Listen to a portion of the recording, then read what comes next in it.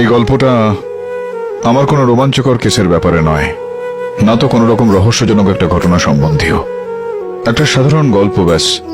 একজন পিতা আর তার 3 বছর বয়সী ছোট্ট সুন্দর একটা বাচ্চার। সেই বাচ্চাটার যার ততক্ষণ ঘুম আসতো না যতক্ষণ না সে তার বাবার ডান দিকের কাঁধে মাথা রেখে শুতো। আর তখনও যদি ঘুম না আসতো তো সেই বাবা ওকে কোলে তুলে বুকের ওপর রেখে সারা রাত বারান্দায় পায়চারি করতেন। বারবার সেই গানটাই শোনাতেন, যেটা গাইতে গাইতে কোনোদিন ওই পিতা ক্লান্ত হননি। আর শুনতে শুনতে ওই বাচ্চাটা নিজের দীর্ঘদিনের রাখা গোফটা শুধুমাত্র সেই কারণেই কেটে দিয়েছিলেন যে ওই গোফ বাচ্চাটার গায়ে লাগতো।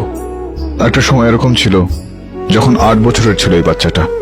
গ্রামে আকাল পড়ল, ঘরে খাওয়ার জন্য এক ফোঁটা কিচ্ছু নেই। ওই বাচ্চাটা নিজের পুতুলটা নিয়ে, যে পুতুলটার নাম খুব ভালোবেসে নিলাম রেখেছিল, ওই পুতুলটাকে নিয়ে ওর বাবার কাছে গেল আর বলল যে, বাবা, মায়ের গয়নাগাটির সঙ্গে এই পুতুলটাকেও বিক্রি করে দাও, ঘরে হয়তো কিছুটা পয়সা আসবে। কিছু সময় আরো কাটলো। ওই বাচ্চাটার বয়স 13 বছর হলো।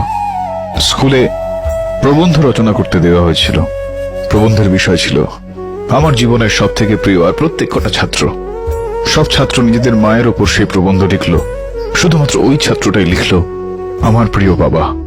17 বছর বয়স ছিল ওই বাচ্চাটার যখন পাশের বাড়ি বারান্দা থেকে পড়ে যায় আর ওর মাথা ফেটে যায়।